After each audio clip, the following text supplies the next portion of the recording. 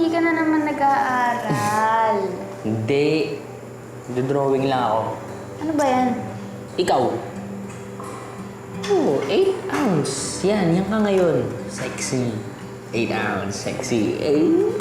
Pero, after 10 years, 1 liter ka na.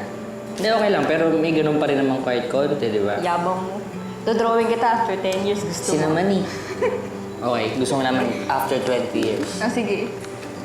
2 liters, pinagdikit, gano'n.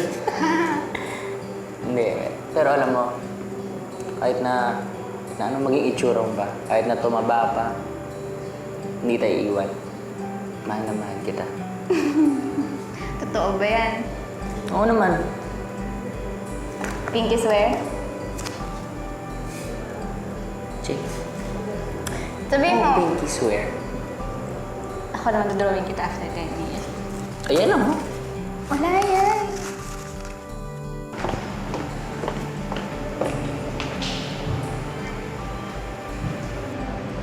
Oh, Bambi, anong iniisip mo? At saka, ano yung tinatype mo? Bakit parang seryosong-seryoso ka? Kasi ate, naisip ko na sulatan si Josh for the last time. Kasi di ba nga hiniling ko na hindi na magpapaalam sa kanya. Pero ate, ang hirap pala nun, no? Kasi pinapaasa mo yung sarili mo na babalik pa siya. Ibig sabihin ba nito, you're now willing to let go of Josh? Parang gano'n na nga rin. Well, kahit mahirap, siguro dapat gawin ko na rin yung sinabi ni Miss Rose. Mag-move on na kay Josh. Kung kaya nga ni Josh eh, alam kong kakayanin ko rin yun. Alam mo, Bambi, I admire your courage. Kasi, hindi naman lahat ng tao kayang gawin yan. Yun ngang iba, hahayaan na lang nilang walang closure yung relationship nila basta hindi nila harapin yung katotohanan.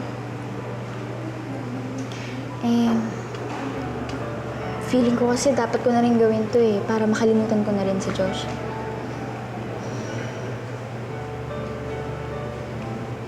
Pero, sa tuwing naisip ko na hindi ko na siya makakausap kahit kailan, sasaktan ako. Bambi, lahat naman ng nagmahal na saktan din ng sobra. Isipin mo na lang, matatapos din yan.